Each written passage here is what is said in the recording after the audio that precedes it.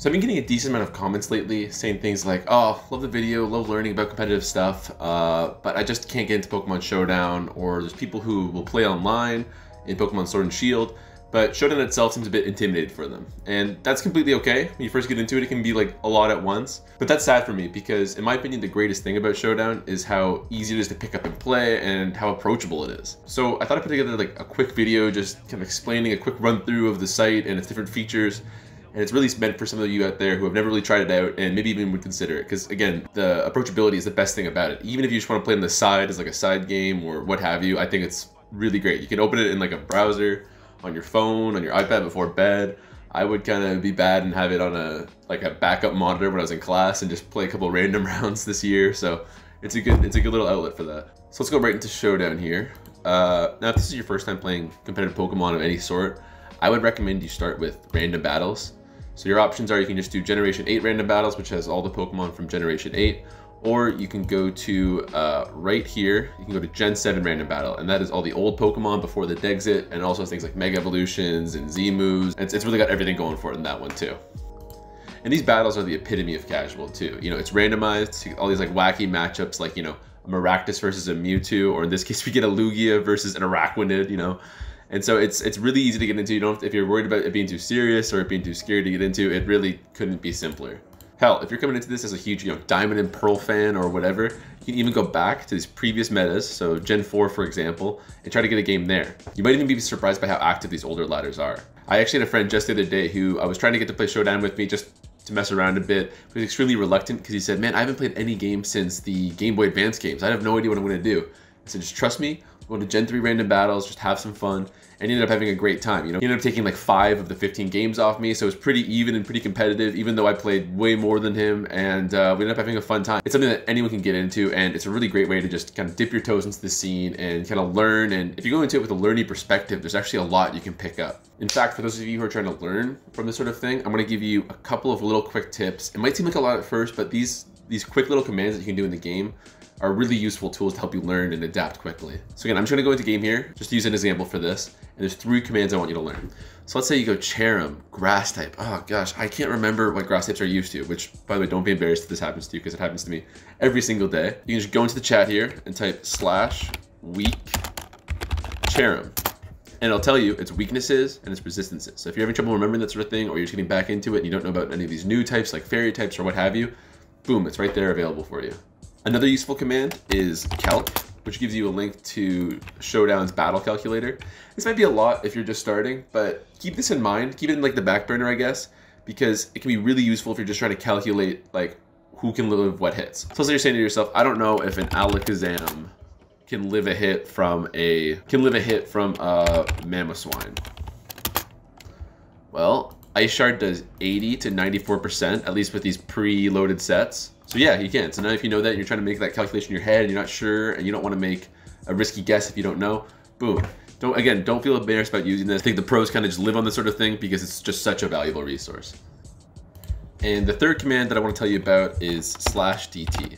So let's say you go, oh my god, that did so much damage. What the heck is the deal with this Crawdont? I don't know what his deal is, but so you do DT Crawdont, and you'll see, oh, okay, he's got 120 attack. I guess that kind of makes sense. And you mouse over and you see adaptability there, or you can also see it right there. You go, okay, I wonder what this adaptability does. And so DT works for anything in the game, whether it's an item, a move, you know, ability, a Pokemon, it gives you information on anything. So DT or data, adaptability. Okay, this Pokemon's same type attack bonus. So that's, you know, dark type moves do more for Crawdont, and water type moves, it's kind of like stab means the same type attack, is 2 instead of 1.5. So you go, okay, I guess knockoff is a dark type move. That must have done a lot of damage. I guess I can kind of understand that. And what's this? He's got a choice band. So you go, you know, DT choice band.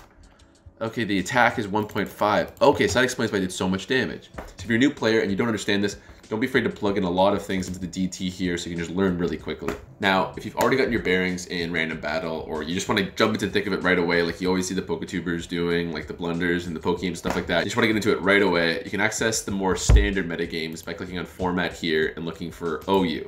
And that can either mean the current generation's OU, or you can go to the previous generation's OU, depending on what kind of meta you want to play.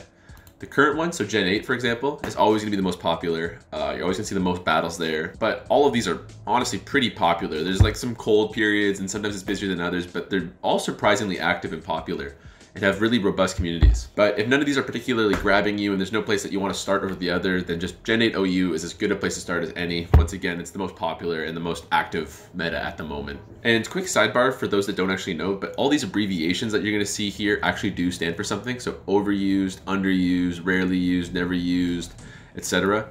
They all stand for something. That's because competitive Pokemon are actually tiered based on their usage, not just like their pure viability.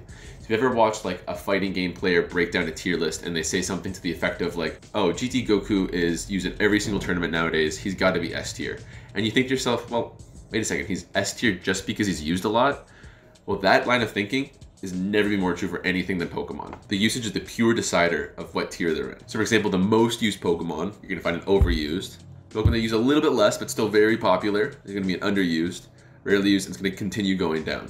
I may make a video expanding on this in the future, but I think this is actually a really cool aspect of the game. It makes it one of the most pure meta games to an extent. So, you know, if we were to compare that to something like League of Legends, where Catalina is kind of countered by a much worse character like LeBlanc, there's still lots that Katarina can do for counterplay because she's still just an objectively better character. You know, the actual quality of the character is more important than the matchups per se, I'd say, just, you know, not much of a League player. And so if you compare that to Pokemon, where someone like Rotom Heat is just objectively, you know, in a vacuum, much worse than its cousin Rotom Wash, it doesn't really matter. So if you look at the current meta, someone like Rotom Wash, who, you know, if you look at the last 4 generations, has done way better. And if you just think of the kind of the typing of water and electric working together, it's just objectively much better.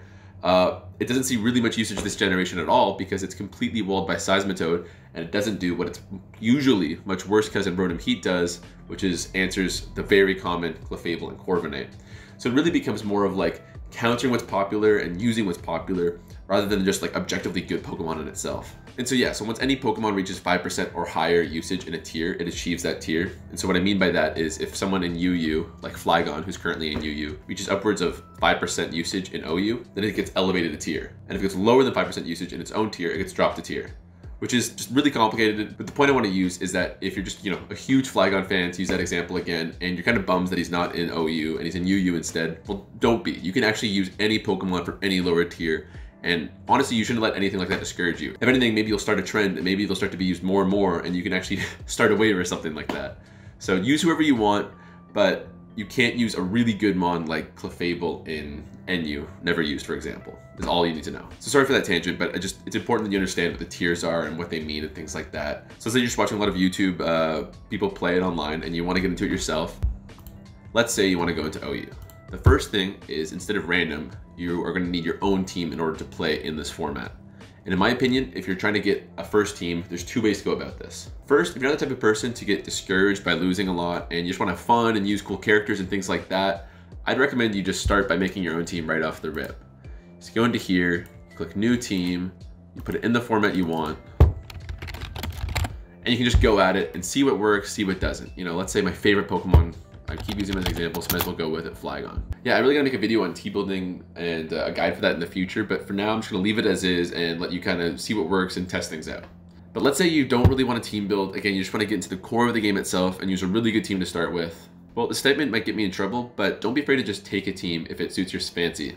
Some people get really uppity about stealing teams or like using them for yourself, but in my opinion, as long as you're just using them on the ladder and you're not, you know, competing in a tournament or claiming ownership over them, just kind of trying them and seeing what's work, I don't think there's any problem with that. I've frequently come across players on the ladder and gone like, wow, that's a really cool team. I'm going to try that out and try to recreate it on my own and see how it works and see how it plays. It looks fun. And then I've run into them again using their team and they go, oh, right on, man, you're using my team? That's pretty cool. You know, some people might mind. Again, this might get me in trouble for saying so, but I really don't think it's that bad if you understand what you're doing and just, you know, give things where it's due and just try it out, you know? There's nothing wrong with just using other people's team, and then you can use that for your own team building and understand like, okay, you know, when I use this guy's team, these 2 Pokemon work really well together and maybe I can do that for myself, and there's a lot to be learned there. And I mean, especially in Sword and Shield, where half of the defensive cores are like the same and you kind of see the same blueprints for Pokemon teams over and over again, like personally, I just don't think it's the worst. So if you see someone in a YouTube video using a really cool team, just don't be afraid to kind of recreate it on your own.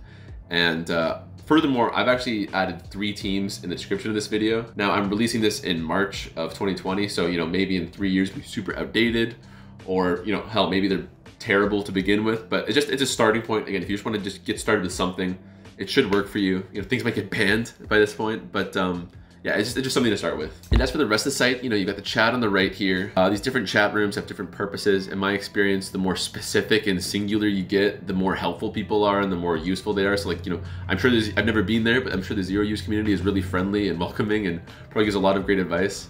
Personally, I don't use these a lot, but there's definitely a lot to be learned here. And I would recommend that if you want to try watching a tournament battle, that you go into these chats, like the tournament chat rooms, during that, because it's like a Twitch chat. It starts to pop off and there's all this funny stuff going on. It's really a cool experience. And you know, obviously for new players, don't be a stranger to the help room here. That's a great thing to learn from. And then as for the rest, you know, you can find users here, you can find users through this feature and talk to them and challenge them and things like that. Watch a battle is a super underrated feature. As with anything, you know, watching a fight and kind of analyzing it is a great way to improve in your own play.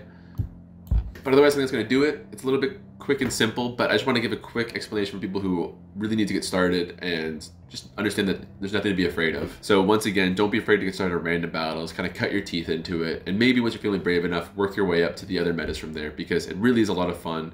And once again, it's so easy to get into, you know, just a couple games before bed, or, you know, I've been playing League all day and I'm frustrated, I just want to get a quick, simple game in or something like that. I think you'd be surprised by how easy it is to pick up and play. Later.